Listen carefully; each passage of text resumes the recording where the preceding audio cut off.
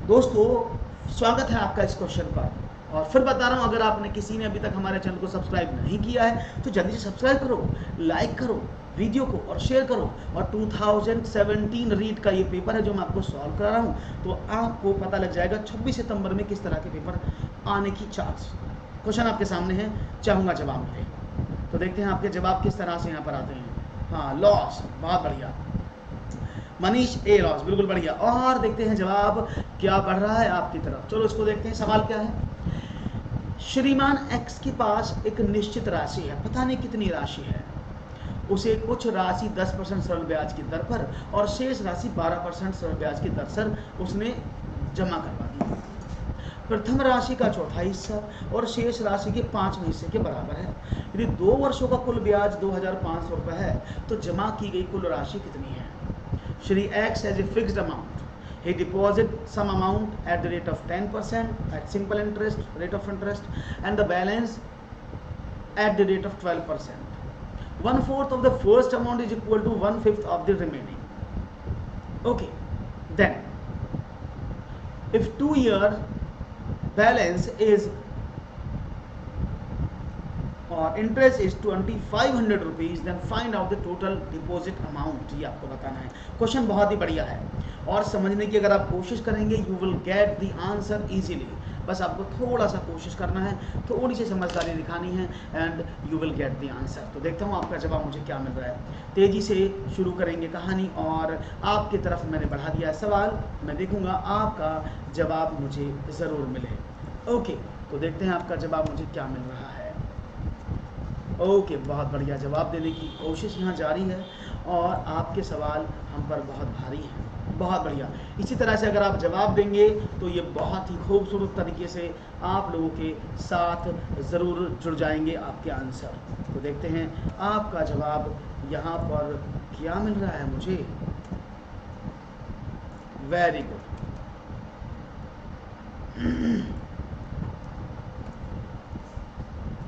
तो चलो मैं ही बता देता हूँ, सवाल बहुत इजी है, आप इसको करेंगे तो you will get the answer easily. श्रीमान एक्स के पास एक निश्चित राशि है, मैंने माना उनके पास पी रुपए हैं। ओके, आगे बढ़ते हैं। उन्होंने पी में से कुछ हिस्सा 10% पर और कुछ हिस्सा 12% पर दिया, कोई प्रॉब्लम नहीं। उसने कहा जो पहली राशि थी उसका चौथा हिस्सा यानी 4A उस दूसरी राशि के 5वें हिस्से के बराबर है 5A। या आप इसको 1/4 है 1/5 भी कर सकते, जब भी कोई प्रॉब्लम नहीं है। अगर मैं एक हिस्सा निकालूं A तो दूसरा क्या हो जाएगा 5/4A। यानी वो कुल राशि के 2 हिस्से बने, एक A और दूसरा 5/4A। या आप कह सकते हैं अगर मैं टोटल देखूं तो A + 5/4A = 9A/4। तो कुल राशि ये है, आपको टोटल राशि यहाँ पर ये निकालनी है। तो पहले जो परसेंटेज पर दी गई थी ए पर दिया गया ये और 12% पर दिया गया ये, कोई प्रॉब्लम नहीं। तो आपने क्या देखा, अगर मैं सिंपल इंटरेस्ट का देखूं तो क्या होता PRT × 100, पहले वाला हिस्सा तो ए था। ओके, कोई बात नहीं है। तो A × R 10% इंटू समय हो गया 2 ईयर अपॉन 100 प्लस, अब इसका देखें दूसरे वाले का 5/4A multiply by 12% into 2 into 100 = 2500। सही लिखा है ना, क्योंकि इस राशि पर जितना ब्याज मिला प्लस इस राशि पर जितना ब्याज मिला उन दोनों का टोटल 2500 रुपीज़ होना चाहिए। मेरा सवाल हो गया। अब देखो कैसे करते हैं भाई, 100 से आप 100 को काट सकते हैं, चॉइस आपकी 0 से आप 0 को काट सकते हैं।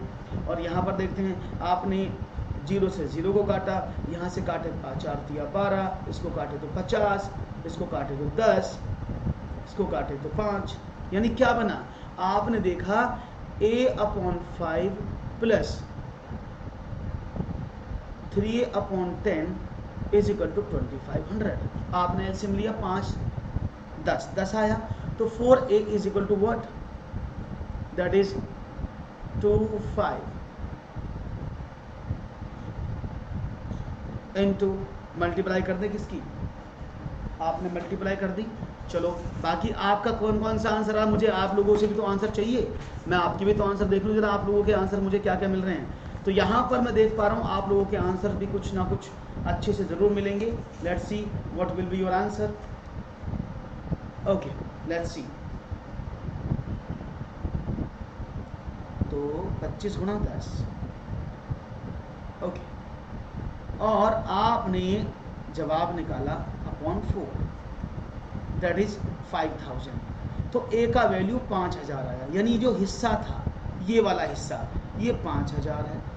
हमें एक हिस्सा नहीं निकालना, हमें टोटल अमाउंट देखना था। और टोटल अमाउंट कितना है आपने कहा, ये रहा 9a/4, तो मैंने 9/4 इंटू 5000 कट पिट कर दें तो कितना मिला 11,250 रुपये। That is the C option. Hope so समझ में आया होगा सवाल आपको। नो नो नो नो, बहुत बढ़िया मनीष, आपने एकदम सही जवाब दिया है 11,250। बहुत बढ़िया मनीष, वेरी गुड। यानी आप लोगों को सवाल समझ में आ गया है, बहुत बढ़िया। ज़्यादा टाइम वेस्ट नहीं करेंगे, एक और क्वेश्चन लेंगे। नेक्स्ट क्वेश्चन, चलो। पानी और शर्करा के 3 लीटर के मिश्रण में 40% शर्करा है। यदि 1 लीटर पानी इस मिश्रण में और मिला दिया जाए तो नए मिश्रण में शर्करा का प्रतिशत क्या होगा। यानी एक मिक्सचर है 3 लीटर का, उसमें आपने पानी और शुगर मिला हुआ है, 40% शुगर है, उसमें हमने 1 लीटर पानी और मिला दिया उस मिक्सचर में, तो अब शुगर का परसेंटेज कितना हो जाएगा ये आपको बताना है।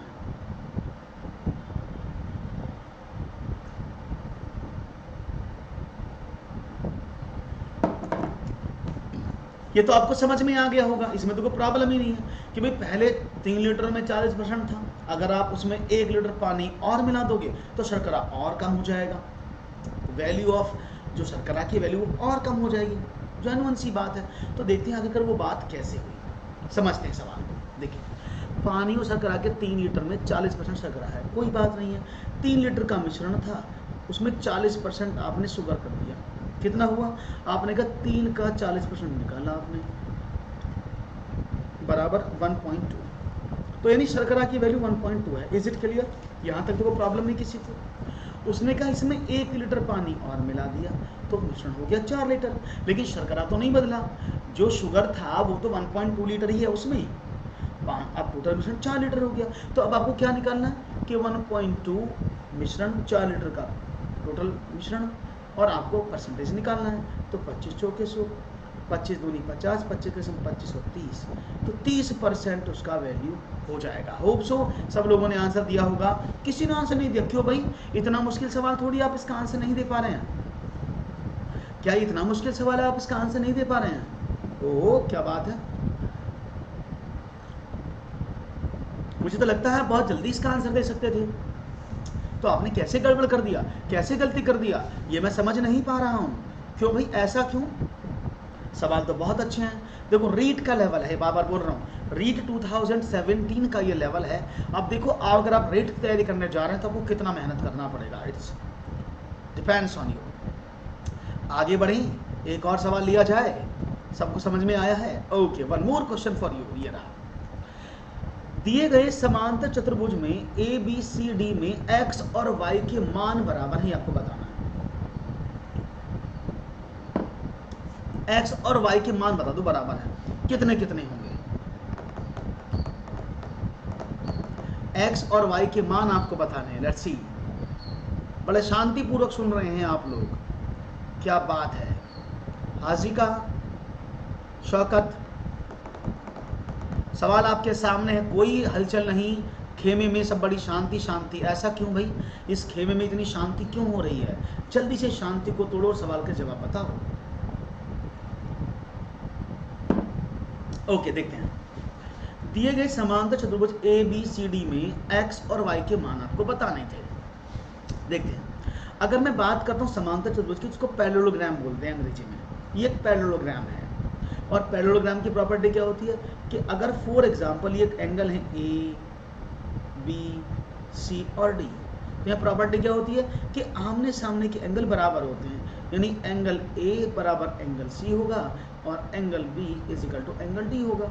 लेकिन एंगल ए तो मुझे पता है क्या है, 4x प्लस वाई, और ये किसके बराबर है, 75 के बराबर। मुझे ये एंगल भी पता है, तो क्या हो जाएगा 2x plus 5y is equal to 75, ये हो गया 150। अब आप दोनों को सॉल्व कर सकते हैं। ओके, मैंने नीचे वाले में 2 का मल्टीप्लाई कर दिया बराबर करने के लिए, तो इक्वेशन क्या बनी, ऊपर वाली तो सेम रही ना, नीचे वाली क्या होगी 4x plus 10y is equal to 300।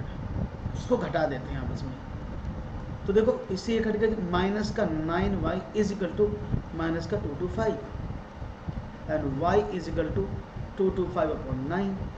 कितना बचा, आपने कहा 25 निम्मा 225, तो y का वैल्यू 25 है, जो कि सिर्फ इस वाले ऑप्शन में दिख रहा है आपको, तो आपका आंसर तो यहीं आ गया, आपका आंसर तो यहीं आ गया। Yes guys, you are not responding, क्या बात है, आपको जवाब नहीं दे रहे हैं, सब ठीक है, यस कि नो, एवरीथिंग इज ओके।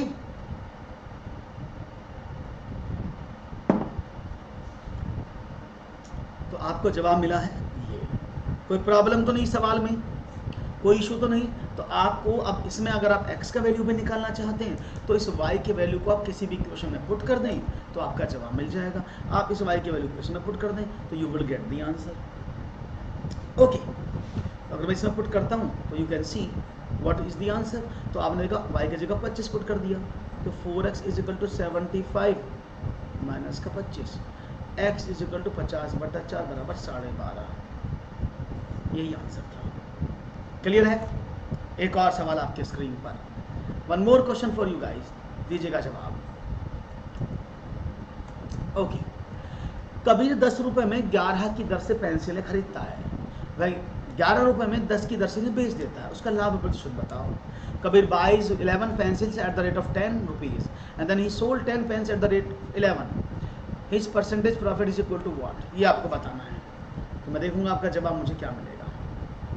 सभी लोग तेजी से आंसर करने की कोशिश करें।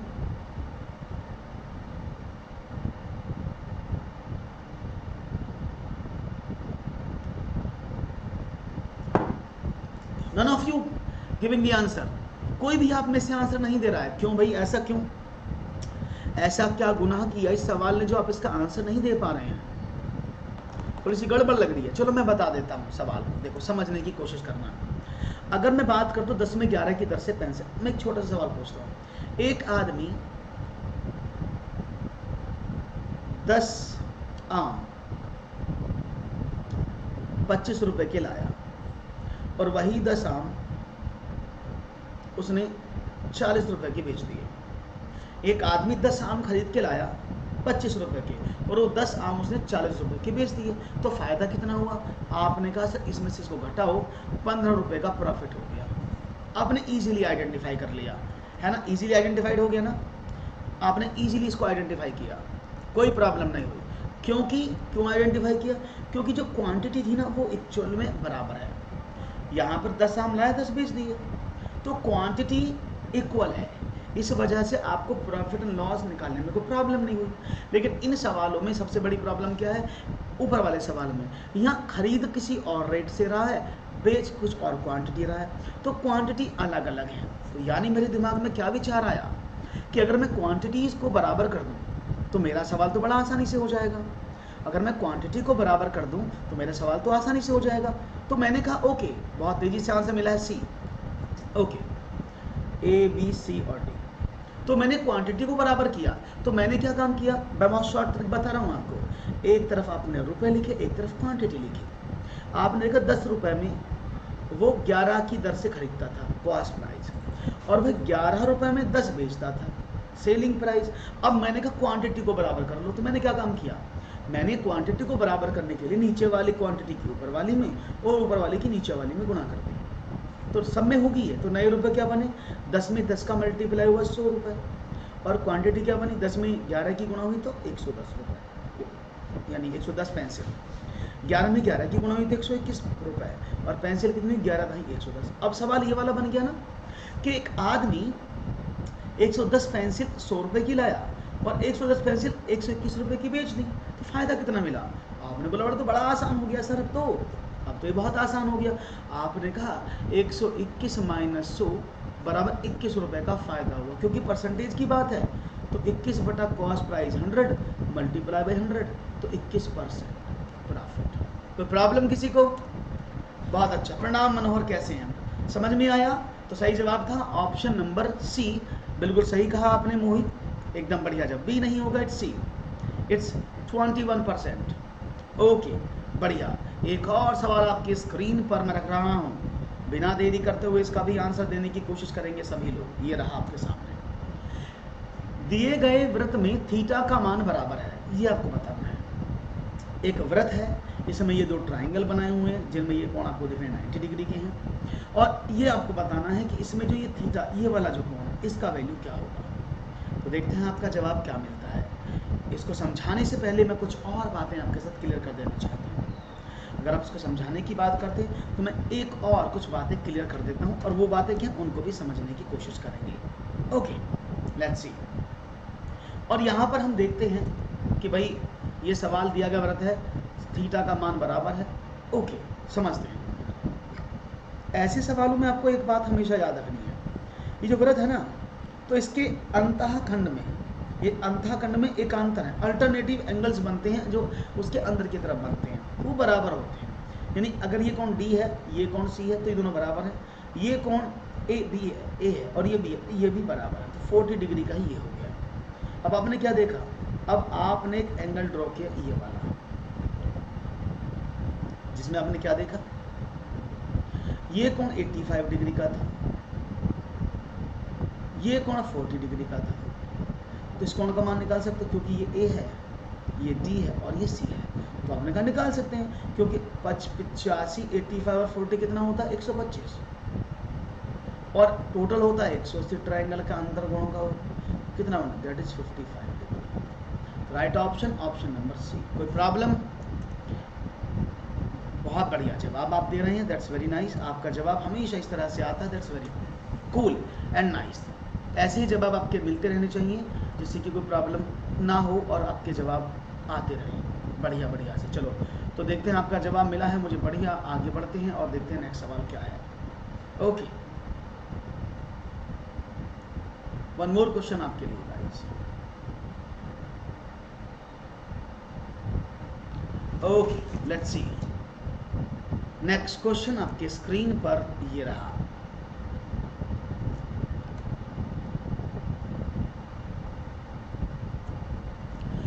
निम्नलिखित में से कौन सा कथन गणित की प्रकृति को नहीं दर्शाता है? कौन सा कथन गणित की प्रकृति को नहीं दर्शाता है? गणित की अपनी भाषा होती है, जिसके माध्यम से सूत्र, प्रत्यय, सिद्धांत आदि का प्रतिपादन किया जाता है। गणित में अमूर्त प्रत्ययों की व्याख्या का अवसर होता है। गणित में सामान्यकरण का क्षेत्र संकुचित होता है, या फिर संख्याएं, स्थान मापन आदि गणित का आधार है। इनमें से कौन सा सवाल आपका बेड़ा पार करेगा, ये आपको बताना है। Let's see what will be your right answer. मैं देख रहा हूं आपका जवाब मुझे क्या मिलता है। बहुत सिंपल सवाल है, पैडागोगी, क्योंकि रीट में भी 10 नंबर की पैडागोगी आती है। 20 नंबर के क्वेश्चन तो 10 नंबर की पैडागोगी में पूछते ही पूछते हैं। 10 से ज़्यादा हो सकते हैं, 12 हो सकते हैं, 15 हो सकते हैं, लेकिन ये पैडागोगी आती ही है। तो मैं चाहूँगा जवाब मिले आप लोगों का तेज़ी के साथ। क्वेश्चन आपके समक्ष है और जवाब भी आपके समक्ष है, तो चाहेंगे जवाब बिना किसी रुकावट के तेज़ी के साथ मिल जाए और बात बन जाए। तो देखते हैं आपकी बात बनी है कि नहीं बनी है और आपके जवाब क्या मिले हैं। Let's see what will be your right answer. Okay, तो यहाँ पर आप देख पा रहे हैं आपका जवाब मिला है मुझे ABCD के रूप में, और सवाल तो काफ़ी अच्छा है। देखते हैं, अगर मैं आपसे बात करूँ तो गणित की अपनी भाषा, बिल्कुल सही बात है। मैथमेटिक्स की अपनी लैंग्वेज होती है, जैसे आप कहते हैं त्रिभुज, ट्रायंगल, लंब द्विभाजक, माध्यक, कोण, ये सब गणित के वर्ड्स हैं। और आपका चैप्टर भी है लैंग्वेज ऑफ मैथमेटिक्स, जब आपने पढ़ा होगा चैप्टर नंबर 3 जो आपकी पेडागॉजी में है। तो ये तो सही लिखा है, गणित बिल्कुल सही बात है। मैथमेटिक्स में हमेशा एब्स्ट्रैक्ट थिंकिंग की बात होती है, क्योंकि बच्चे को इनिशियली हम मूर्त चीज़ों का सहारा लेकर पढ़ाते हैं, और बाद में बच्चे को हम क्या करते हैं, अमूर्त चीज़ों के साथ जोड़ देते हैं, जिससे बच्चा क्या करता है, तेज़ी के साथ चीज़ों को समझने की कोशिश करता है और वह हर एक चीज़ को आसानी से समझ लेता है। क्लियर? तो यहाँ पर तेज़ी के साथ समझने की भी बात भी होती है। ओके, तो ये भी सही लिखा है। गणित में सामान्यकरण का क्षेत्र, अब देखो, अगर आप मैथमेटिक्स में जनरलाइजेशन की बात करते हैं तो हम पढ़ते हैं आगमन विधि, इंडक्टिव मेथड, आगमन विधि, जिसको आप इंडक्टिव मेथड के नाम से जानते हैं। ओके, अब ये आगमन विधि क्या है? आगमन विधि इंडक्टिव मेथड, इसमें हमेशा क्या होता है, बालक को बहुत सारे उदाहरण दिए जाते हैं और वो एक नियम का प्रतिपादन करता है और उसी नियम को बनाना सामान्यकरण कहता है। तो क्या गणित में सामान्यकरण का क्षेत्र संकुचित है, क्या नैरो है? आप कहेंगे बिल्कुल भी नहीं सर, गणित में तो क्षेत्र संकुचित नहीं है, बहुत बड़ा है, ह्यूज है, यानी ब्रॉड है। तो गणित में सामान्यकरण का क्षेत्र संकुचित नहीं होता, बहुत बड़ा होता है, इसलिए यहाँ पर ये गलत लिखा हुआ है, संकुचित नहीं हो सकता। वो क्या होता है? वो ब्रॉड होता है, वो व्यापक होता है।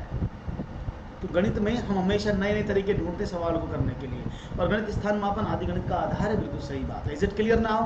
होप से सब लोगों को समझ में आ रहा होगा, कोई प्रॉब्लम तो नहीं है। और सी ऑप्शन मुझे मिल रहा है 55। ओ चलिए बढ़ते हैं आगे। एक और सवाल आपके स्क्रीन पर। पेडागॉजी का महासंग्राम रीट की तरफ से शुरू हो चुका है। देख लो किस तरह की पेडागॉजी आपको एग्जाम में मिलने वाली है। तो चलो शुरू करते हैं कहानी और देखते हैं आपका जवाब हमारी ज़बानी किस तरह से आपको मिलता है। ओके, एक और सवाल आपके स्क्रीन पर ये रहा। गणित की उन्नति तथा वृद्धि देश की संपन्नता से संबंधित है। यह कथन गणित के कौन से मूल्यों को प्रदर्शित करता है, ये आपको बताना है। सवाल आपके सामने है, गणित के कौन से मूल्यों को प्रदर्शित करता है? गणित की उन्नति तथा वृद्धि देश की संपन्नता से संबंधित है। यह कथन गणित के कौन से मूल्यों को प्रदर्शित करता है? गणित के सामाजिक मूल्य, गणित के नैतिक मूल्य, गणित के कलात्मक मूल्य या गणित के अनुशासनात्मक मूल्य। कौन से मूल्यों को ये दिखाता है, ये आपको बताना है। The advancement and growth of mathematics is related to the prosperity of the country. What value of mathematics does this statement shows? Social values of mathematics, ethical values of mathematics, artistic values of mathematics और disciplinary values of mathematics। तो यहाँ पर A option सबसे पहले आकांक्षा ने मुझे कहा A option होना चाहिए। ओके आकांक्षा, देख लेते हैं जवाब क्या है आपका। ए तो नहीं है, आपका जवाब ए ही है ना, तो ए तो देखते हैं क्या मिलता है। ए का जवाब आपकी तरफ से खास, और देखते हैं क्या आपका जवाब सही होता है या आपका जवाब यहाँ पर आकर रोता है। Okay, let's see what will be your right answer. इंतजार है आपके सवालों के जवाबों का, और सवाल क्या मिलेंगे ये हम देख लेते हैं। ओके, तो यहाँ पर ए ऑप्शन दिया, बिल्कुल सही जवाब दिया है आप लोगों ने। समझते हैं कैसे। देखिए, गणित की उन्नति तथा वृद्धि देश की संपन्नता से संबंधित है। देखिए, किसी भी देश में उन्होंने कहा उन्नति, अब देश की हम बात करते हैं तो देश में कौन रहता है? गाय भैंस तो रहती नहीं, सिर्फ गाय भैंस ही रहती है। देश में रहते हैं मानव, व्यक्ति, है ना, और व्यक्तियों के होने से ही देश का उद्धार और देश का सम्मान होता है और देश की पहचान की जाती है कि वहाँ का व्यक्ति कैसा। और व्यक्ति क्या है? मनुष्य एक सामाजिक प्राणी है, तो व्यक्ति रहता है समाज में। तो अगर ये गणित की उन्नति की बात कर रहे हैं, देश की वृद्धि की बात कर रहे हैं, तो ये किस तरह का मूल्य हुआ? क्योंकि समाज से ही तो देश बनता है, तो समाज के कारण होता है देश का निर्माण। इसलिए देश से संबंधित जो चीज़ हम कहेंगे वो क्या होगा? बहुत अच्छे से उत्तर दिया आपने, सामाजिक मूल्य एकदम सही जवाब है आपका। आकांक्षा एकदम सही जवाब दिया आपने, दैट इज गणित के सामाजिक मूल्य एकदम सही जवाब। बाकी को भी मैं बता देता हूँ आपको। अगर हम नैतिक मूल्य की बात करते हैं तो नैतिक मूल्यों की अगर मैं बात करता हूँ तो नैतिक मूल्य हमेशा क्या आता है? नैतिक मूल्यों में आता है ईमानदारी, सच्चाई, ये सब किस में आते हैं? हाँ, बेईमानी, ये सब इसमें आते हैं नैतिक मूल्यों में। कलात्मक मूल्य में क्या आते हैं? कलात्मक मूल्य का मतलब है कि देश की धरोहर में जो भी चीज़ रखी है, तो गणित का उसमें बहुत बड़ा रोल है। जैसे हमारी मोहनजोदड़ो की सभ्यता है, हमारा ताजमहल है, लाल किला, इनको सब हम बचाए हुए हैं। तो गणित के कारण हम बहुत सारी ऐसी केमिकल रिएक्शंस होने से रोक लेते हैं, जिससे कि जैसे कि आप अभी देख रहे होंगे H2SO पर है तो केमिस्ट्री, लेकिन आप देखते हैं ना कि जब हम H2 की बात करें तो गणित का उसमें रोल होता है। गणित के चार्ट्स, गणित की गेम्स, इन सबको कलात्मक मूल्य में रहा जाता है। बात करते हैं अनुशासनात्मक मूल्य। मैथमेटिक्स में डिसिप्लिन, वर्क जो आपको मिला है उसको टाइम पर पूरा करना, ये सब आपके अनुशासनात्मक मूल्य होते हैं, डिसिप्लिनरी वैल्यूज होती हैं। क्लियर है? बहुत बढ़िया। आगे बढ़ते हैं और एक और सवाल की बात करते हैं आपसे। ये रहा आपके सामने एक और सवाल, दीजिएगा जवाब। ओके, ये रहा एक ऐसी योजना जो यह जानने का प्रयास करती है कि विद्यार्थी कितना समय दे रहे हैं, कितना समय समझ रहे हैं। ओके, देखते हैं जवाब। क्या मिलता है आपका। एक ऐसी योजना जो यह जानने का प्रयास करती है कि विद्यार्थी कितना समझे हैं और इस आधार पर यह तय किया जा सके कि प्रत्येक व्यक्तिगत अथवा वर्ग की आवश्यकता के अनुसार भविष्य का शिक्षण तय हो सके, कहलाता है योगात्मक आकलन, समटिव एग्जामिनेशन या इवेल्युएशन या असेसमेंट, सूचनात्मक असेसमेंट, निदानात्मक असेसमेंट और परीक्षण that is test. Which one is the right option from your side. देखता हूँ जवाब क्या मिलता है आपका भाई। सवाल आपके समक्ष है और जवाब भी मुझे चाहिए आप लोगों से, तो कितना जवाब देते हैं ये तो आप बताएंगे, मैं तो सिर्फ सुनूंगा कि आपके जवाब कितने आ रहे हैं। ओके, शुरू हो जाओ जल्दी से।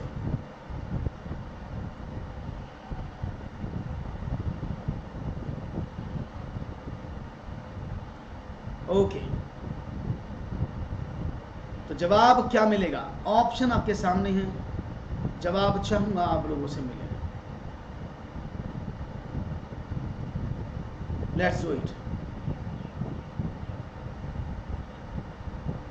तो जवाब मिलने लगे हैं, बहुत बढ़िया। देखो, समझने की कोशिश करना कि सवाल का मीनिंग क्या था।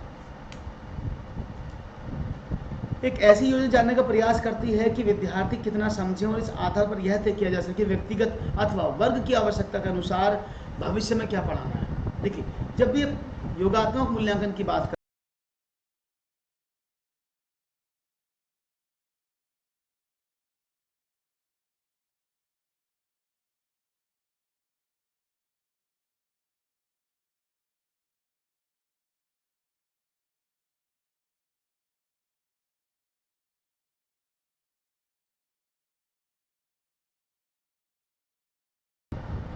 ओके ओके, तो देखा आपने जवाब क्या मिलता है आपको। Let's see. तो यहां पर आपने देखा कि किससे संबंधित है, ये आपको बताना था। तो देखिए, मैंने कहा योगात्मक आकलन में क्या होता है, योगात्मक आकलन में हमेशा फाइनल एग्जामिनेशन होता है जहां पर बच्चे को रिजल्ट मिलता है, उपलब्धि मिलती है, अचीवमेंट मिलता है।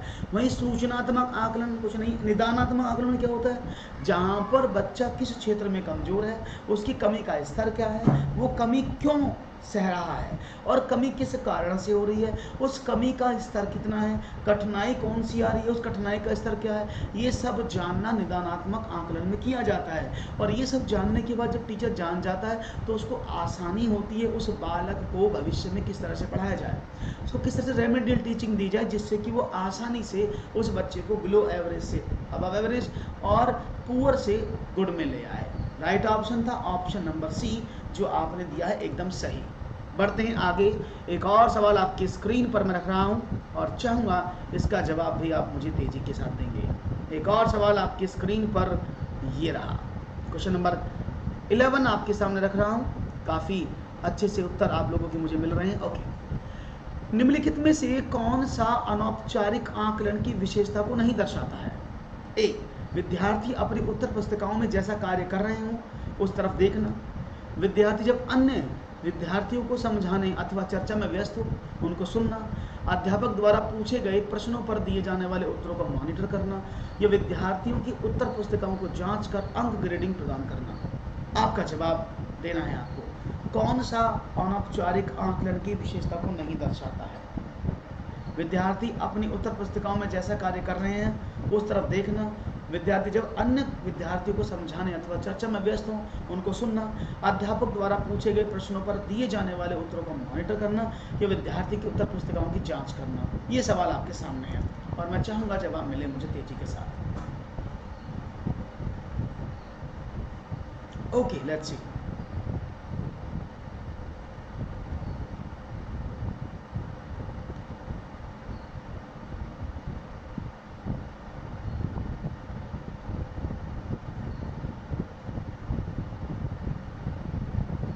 ओके,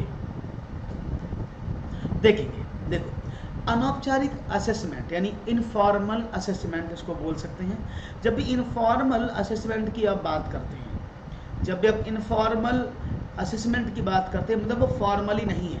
फॉर्मली में क्या होता है, बच्चा कॉपी पर लिखता है, बच्चा टेस्ट देता है, उसके मार्क्स आते हैं, ग्रेड आप देते हैं, ये सब किस में, ये औपचारिक में है।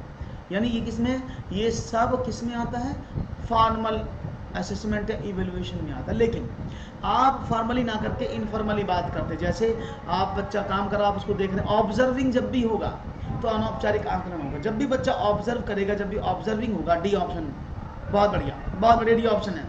जब भी बच्चा ऑब्जर्विंग स्टेज पर होगा, ऑब्जर्वेशन करते समय वह चीज़ों को हमेशा समझेगा। तो ऑब्जर्विंग करते समय हमेशा इनफॉर्मल ही होता है। मनोहर का आंसर आया है डी, बहुत बढ़िया मनोहर। तो ये आपने दिया है डी ऑप्शन, वेरी नाइस। समझते हैं, देखो तो यहाँ पर जब विद्यार्थी अपनी उत्तर पुस्तिकाओं में जैसा कार्य कर रहे हैं उस तरफ देखना, ये एकदम इनफॉर्मल है। विद्यार्थी जब विद्यार्थी को समझाना है तो चर्चा में व्यस्त, तो उनको सुनना, बिल्कुल सही बात है, ये भी इनफॉर्मल है। मैंने कहा जब भी आप ऑब्जर्वेशन लेवल की बात करेंगे तो वहाँ पर इनफॉर्मल असेसमेंट होगा। अध्यापक द्वारा पूछे गए प्रश्नों पर दिए जाने वाले उत्तरों को मॉनिटर करना। लेकिन अगर आप विद्यार्थी की उत्तर पुस्तिकाओं की जांच कर उसको अंक और ग्रेड दे रहे हैं, यानी नंबर अलॉट कर रहे हैं, ग्रेड दे रहे हैं, तो it always be depend on formal education या फॉर्मल असेसमेंट। राइट ऑप्शन था इसका, ये अनौपचारिक निगमन यानी इनफॉर्मल असेसमेंट का पार्ट नहीं है। एक और सवाल आपके स्क्रीन पर ये रहा। सभी अध्यापक आपके सामने हैं। सभी अध्यापकों को क्या करना चाहिए?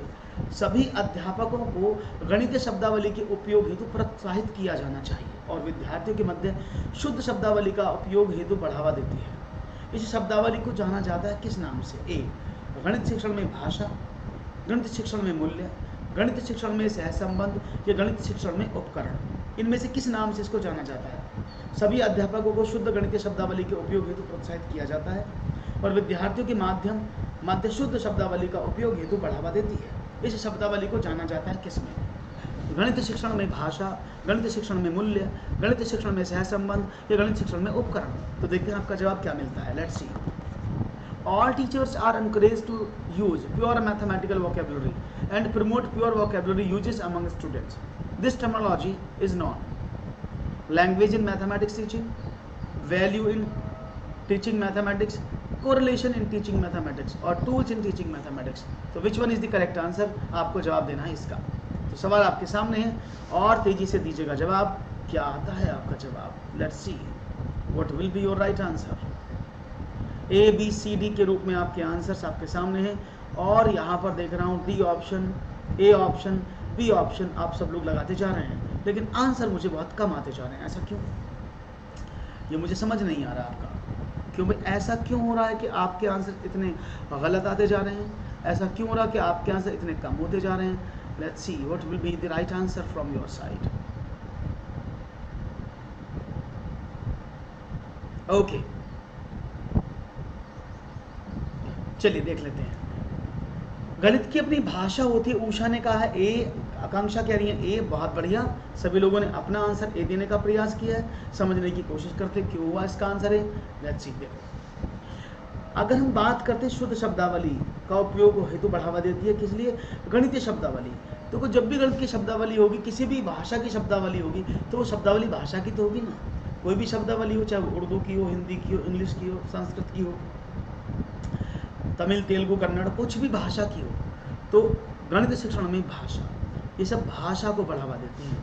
कि शब्दावली को किस नाम से जाना जाता है? क्योंकि शब्दावली का जब संग्रह बनता है तो एक भाषा का निर्माण होता है, इसलिए गणित शिक्षण में भाषा या गणित की भाषा को ही बढ़ावा देती है। This is the right option. बहुत बढ़िया से आपने जवाब दिया, दैट्स वेरी नाइस।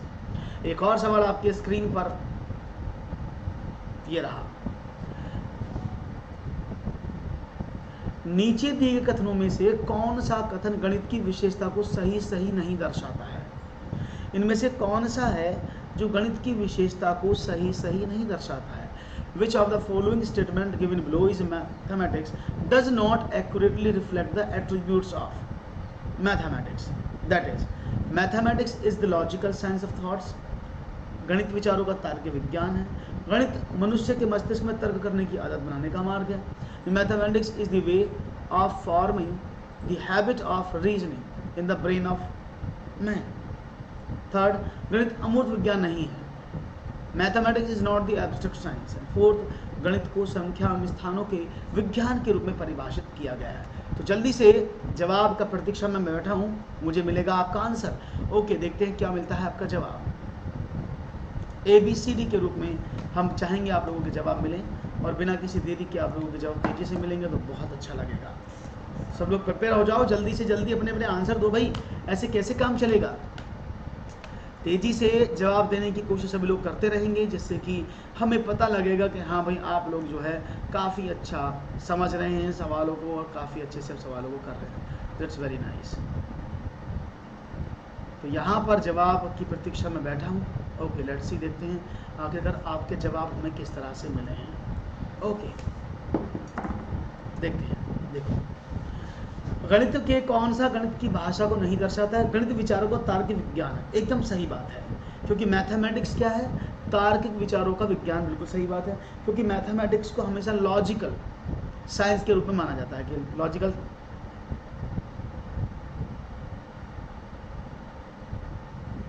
थॉट्स का साइंस है गणित। बिल्कुल सही, ये लॉक का स्टेटमेंट है। लॉक साहब ने क्या कहा था कि गणित मनुष्य के मस्तिष्क में तर्क करने की आदत को स्थापित करता है। गणित अमूर्त विज्ञान, ये गलत लिखा है, क्योंकि गणित अमूर्त विज्ञान है। मैथमेटिक्स एब्स्ट्रैक्ट साइंस, क्योंकि इनिशियल लेवल पर हम बेशक बच्चों को मूर्त चीज़ों को सहारा लेकर पढ़ाते हैं। प्राइमरी स्तर पर, जब प्राथमिक काल में बच्चा क्लास 1-2 में आता है, तो हम इनिशियली उसको क्या पढ़ाते हैं? हम इनिशियली उसको पढ़ाते हैं मूर्त चीज़ों का सहारा लेकर। हम क्या करते, पेन ले लिया हमने, 4 कलम, 4 आम, 4 अमरूद, आपने बुक भी देखी होंगी, इस तरह से होती हैं। तो धीरे धीरे हम अमूर्त विज्ञान का जन्म बच्चे के दिमाग में करने की कोशिश करते हैं और अमूर्त चीज़ों को धीरे धीरे एलिमिनेट कर लेते हैं और बच्चा अमूर्त विज्ञान की तरफ बढ़ता है। बाद में वो 2 4 जोड़ना शुरू कर देता है, 4 8 32 होता है, वो जानना शुरू कर देता है। तो अमूर्त विज्ञान है। गणित को संख्या स्थान की, बिल्कुल सही बात है, भाषा के रूप में परिभाषित किया जा सकता है। तो इसमें विशेषता को कोई नहीं दर्शाता था, that is C option is जो इसकी विशेषता को नहीं दर्शाता है। बहुत बढ़िया। ओहो, गलत कर रहे हो, गलत कर रहे हो, गलत कर रहे हो मनोहर जी। आकांक्षा ए क्यों दिया सबने ए आंसर?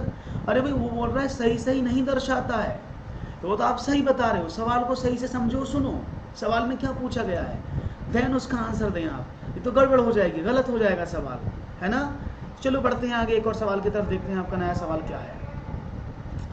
विद्यार्थी द्वारा गणितीय समस्याओं की बात हो रही है को हल करने के दौरान की जाने वाली गलतियों की प्रकृति और विशेषताओं को जानने की प्रक्रिया को क्या कहा जाता है? गणित में विषय वस्तु विश्लेषण, गणित में त्रुटि विश्लेषण, गणित में विषय वस्तु संश्लेषण, गणित में त्रुटि विश्लेषण या संश्लेषण। गणित द्वारा विद्यार्थियों द्वारा गणितीय समस्याओं की हल करने के दौरान की जाने वाली गलतियां की प्रकृति और विशेषताओं को जानने की प्रक्रिया क्या कहलाती है? ऑप्शन आपके सामने 4 हैं। ऑप्शन ए गणित में विषय वस्तु विश्लेषण, ऑप्शन बी गणित में त्रुटि विश्लेषण, ऑप्शन सी गणित में विषय वस्तु संश्लेषण या ऑप्शन डी गणित में त्रुटि संश्लेषण। 4 ऑप्शन आपके सामने, मैं चाहूँगा चारों में से आपका जवाब क्या मिलेगा। The process of knowing the nature and the characteristic of the mistakes that students make while solving mathematical problem is called what? Content analysis in mathematics, accuracy analysis in mathematics, content synthesis in mathematics और error synthesis in mathematics। देखते हैं जवाब क्या मिलता है। D synthesis, यानी गणित में त्रुटि संश्लेषण। चलिए, किसी ने ए बोला है, मेरा सी है, उषा ने कहा उनका सी है। ओके उषा, बहुत बढ़िया। तो यहाँ पर जवाब मिल रहा है आप लोगों का, क्या मिल रहा है? ए। उषा ने कहा ए, गणित में विषय वस्तु विश्लेषण की बात यहाँ पर की जा रही है। सरफराज गुड इवनिंग, कैसे हैं आप? तो देखता हूँ जवाब में आपको क्या मिलता है। Let's see what will be your right answer.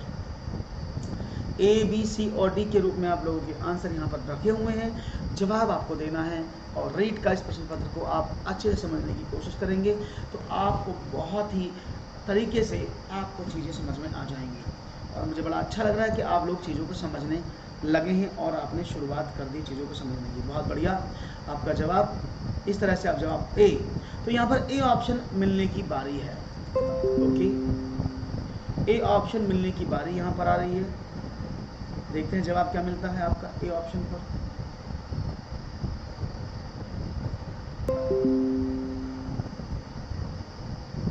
Yes, तो देखते हैं जवाब आखिरकार क्या था, समझने की कोशिश करना। आपने चैप्टर नंबर 5 देखी अपनी बुक का, जहां पैडागोजी साफ साफ लिखा है गणित में त्रुटि विश्लेषण, error analysis in maths teaching. ये आपका यूनिट है, यूनिट नंबर 5। और जब आपको यूनिट ही दिया है तो आप इसमें क्यों जा रहे थे भाई? अगर बच्चे की गलती हो रही है, बच्चा गलती कर रहा है, उन गलतियों को पहचानना चाह रहे, तो उसको पहचानने का सबसे अच्छा साधन क्या है? That is easy to understand. क्या है वो? त्रुटियों का विश्लेषण। यानी राइट ऑप्शन क्या था? गणित में त्रुटि विश्लेषण, एरर एनालिसिस इन मैथमेटिक्स, और इसको बोल सकते हैं एरर भी, error analysis. Is it clear? बात समझ में आ गई आपको? बहुत बढ़िया से। वन मोर क्वेश्चन आपके स्क्रीन पर मैं रख रहा हूं, ये रहा। नए प्रकरण के प्रति विद्यार्थियों का ध्यान आकर्षित करने के लिए अध्यापक द्वारा कक्षा कक्ष में प्रयुक्त की जाने वाली, प्रस्तुत की जाने वाली परिस्थिति को क्या कहते हैं? पूर्व ज्ञान, प्रस्तावना, उद्देश्य कथन या आदर्श प्रश्न। नए प्रकरण के प्रति विद्यार्थियों का ध्यान आकर्षित करने के लिए अध्यापक द्वारा कक्षा कक्ष में प्रस्तुत की जाने वाली परिस्थितियों को कहते हैं? पूर्व ज्ञान, प्रस्तावना, उद्देश्य कथन या आदर्श प्रश्न। देखते हैं जवाब क्या मिलता है आप लोगों का। ओके,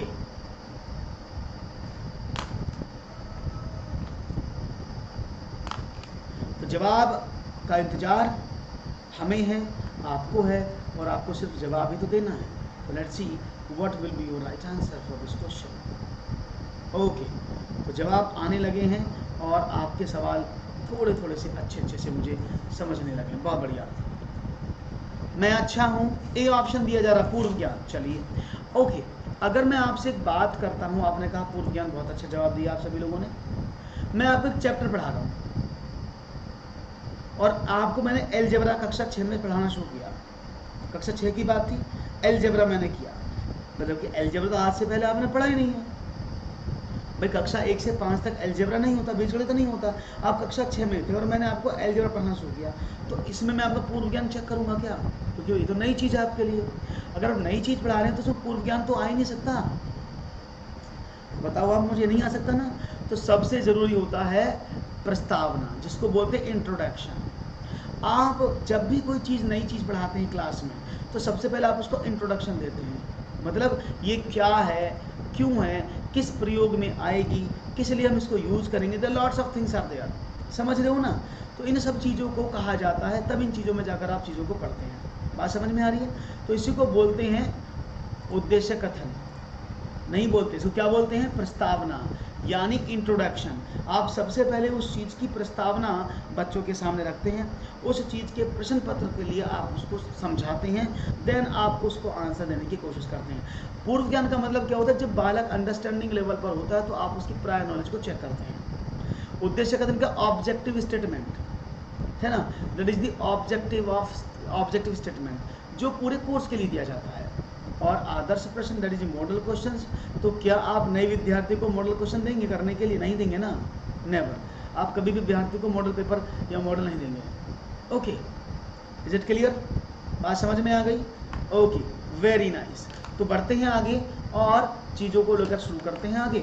और एक चीज़ और देख लेते हैं आपके सामने, एक क्वेश्चन और देखते हैं जवाब आप मुझे कितना बढ़िया देते हैं। ओके, तो भाई अभी आगे बढ़ेंगे क्वेश्चंस को लेकर के और देखेंगे आखिरकार आपके क्वेश्चंस किस तरह से हैं। तो मैं एक प्लान कर रहा हूं कि मैं 15 ही क्वेश्चन आपको करा दूं, दैट्स इनफ फॉर टुडे।